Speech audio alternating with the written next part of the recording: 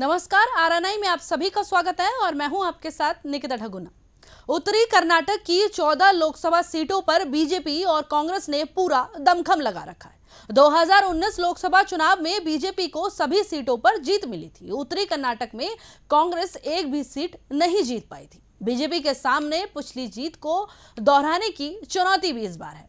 उत्तरी कर्नाटक की 14 सीटों पर तीसरे चरण में 7 मई को मतदान होना है। बीजेपी के अभेद दुर्ग उत्तरी कर्नाटक को इस बार भेदने के लिए कांग्रेस पूरी ताकत से जुटी हुई है। खुद कांग्रेस अध्यक्ष मल्लिकार्जुन खड़गे ने इसकी कमान संभाल रखी है। 2019 के लोकसभा चुनाव में इस क्षेत्र से कांग्रेस को भारी निराशा हाथ लगी थी। वो एक भी सीट यहां नहीं जीत पाई थी। इस क्षेत्र की सभी 14 सीटों पर बीजेपी ने जीत दर्ज की है। हालांकि इस बार स्थिति बदली हुई है। राज्य में कांग्रेस की सरकार है और अपनी गारंटी स्कीमों से सभी को अपनी ओर लुभा रही है। बीजेपी पीएम की लोकप्रियता और विकास कार्यों के सहारे है। उत्तरी कर्नाटक की 14 सीटों पर तीसरे चरण में 7 मई को मतदान होना है। उत्तरी कर्नाटक के इस गढ़ को बचाने के लिए बीजेपी ताकत लगाए हुए है।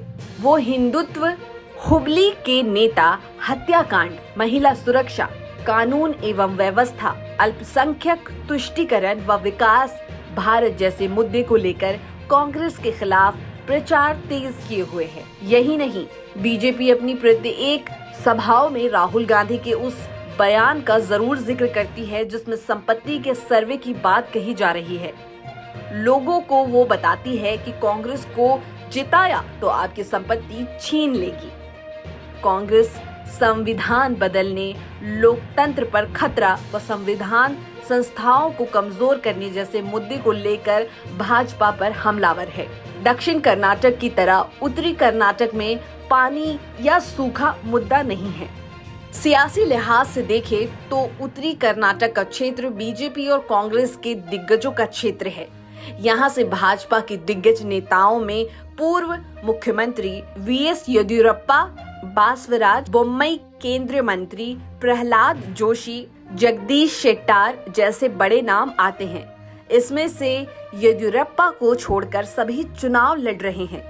कांग्रेस के राष्ट्रीय अध्यक्ष मल्लिकार्जुन खड़गे भी इसी क्षेत्र से आते हैं। बीजेपी अपने इस गढ़ को बचाने के लिए पहले से ही सतर्क है। मौजूदा सांसदों के खिलाफ लोगों की नाखुशी और बदले समीकरणों को देखते हुए भाजपा ने क्षेत्र की 14 सीटों में से 6 लोकसभा सीट पर नए चेहरे मैदान में उतारे हैं। इसमें कोप्पल, बेलगाम, हावेरी, दावनगिरी, बेल्लारी और रायचूर की सीटें शामिल हैं। हालांकि उसके बाद भी बीजेपी को बेल्लारी, रायचूर, चिक्कोडी, गुलबर्ग और बीदर में कांग्रेस से तगड़ी टक्कर मिल रही है। कांग्रेस इन्हीं 5 सीटों को लेकर आशान्वित है। कांग्रेस ने भी युवा लोगों को इस क्षेत्र से टिकट देकर यहां की लड़ाई को दिलचस्प रूप दे दिया है। कर्नाटक की और खबरों को देखने के लिए देखते रहिए आरएनआई न्यूज़। धन्यवाद।